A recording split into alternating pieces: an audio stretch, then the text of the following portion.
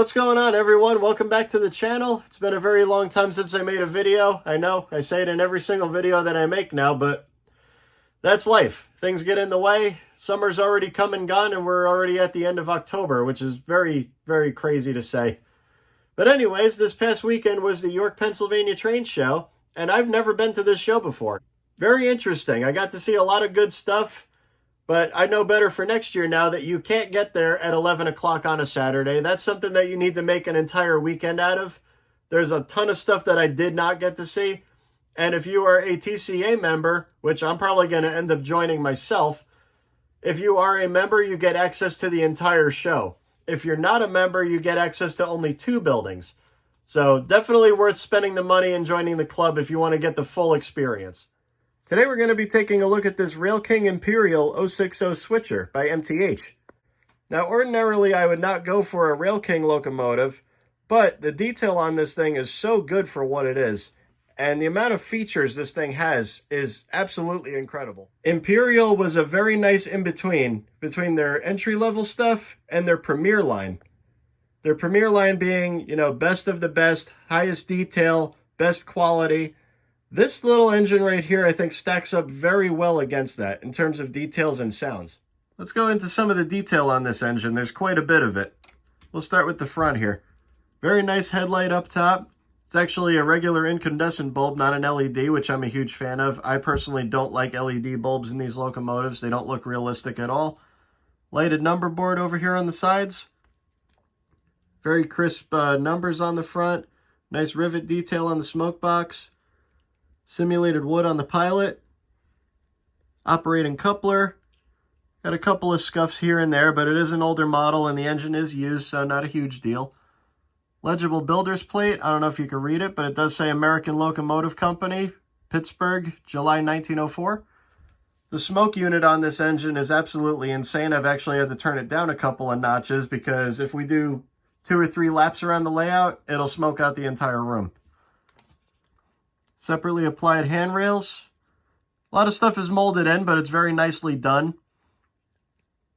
Again, with the crisp numbers and paint. Side rods, valve gear detail looks really good on this, especially when it's in operation. We got a swinging bell up top. And I like how they have eyelets on the bell and on the whistle. So if you wanted to add pull cords going to the cab, you could do that. Nice pop-off valves up here. Got the steam generator here. Again, with the nice paint over here. I've never had any issues with MTH's paint. It's always so nicely done. On the back side here, we have painted crew figures. We actually have a light up here in the center. And we have a lighted firebox. This is actually the first engine I've ever owned that has a lighted firebox. This thing actually looks really cool when the engine's in operation. And again, the other side. Lots of molded in stuff, but very nicely done. Now the tender is actually a little bit interesting here. Very nice coal load up top. I believe that this is actually real coal. Hatch unfortunately does not open, but nice rivet detail up there. This reverse light is actually functional. When the engine goes in reverse, that does come on. On the trucks, we have some chains here. Got some coal up in the front. Separately applied grab rails here. And one thing that is interesting about this is the pickups are on the tender, not on the locomotive. So all the power is drawn from the tender. Now let's fire up this engine and go through some of the sounds that it has. I'm going to do the extended startup sequence.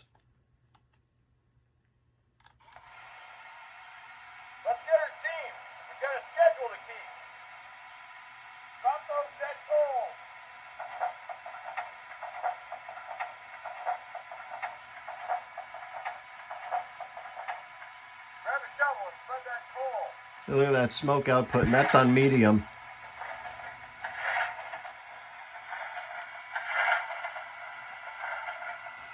Check the level in the tender, will ya? Water level's down 6 feet. Swing that spout over. Okay. Beautiful cab detail.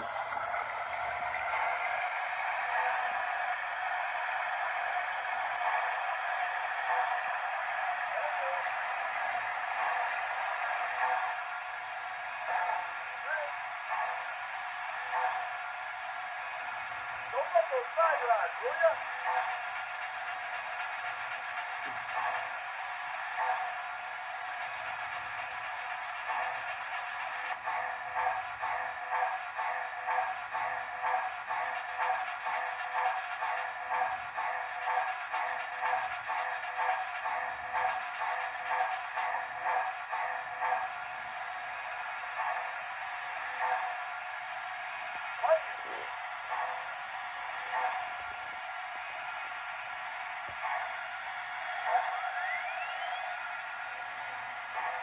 I gotta blow it down now.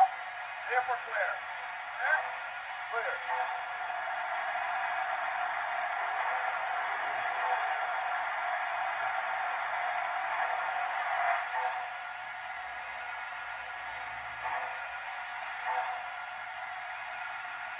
A whistle. Bell.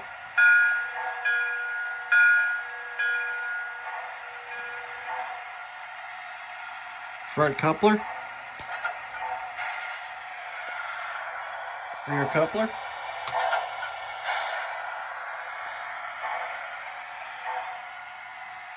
This thing does far more sounds than things. I'm not going to go through every single one of those. Like I said, that's going to be way too long of a video. But you get the idea. For what this thing is, being that it's like a mid-grade product, excellent craftsmanship.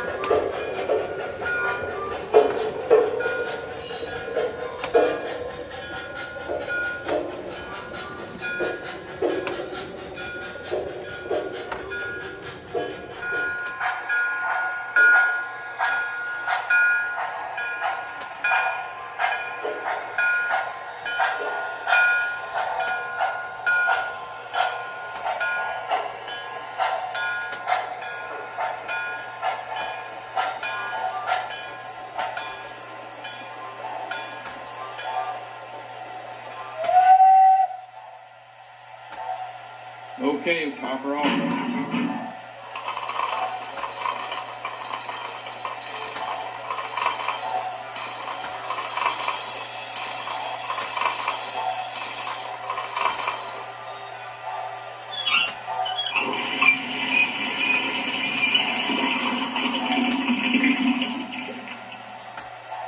Take a look at the general order.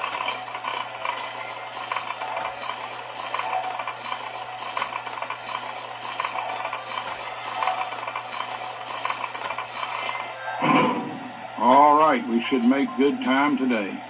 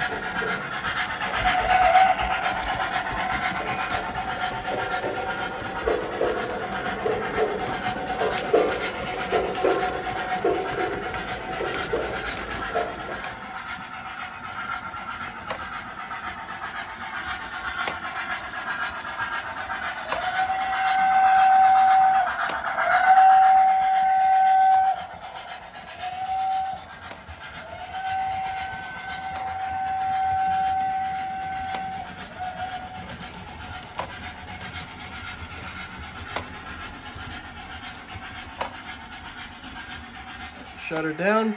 We'll do the extended shutdown sequence. Okay, shut it off.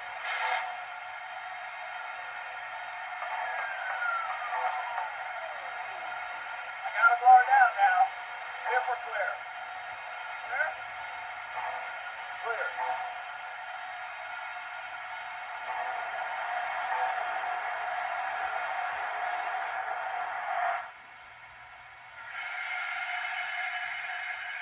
Take care.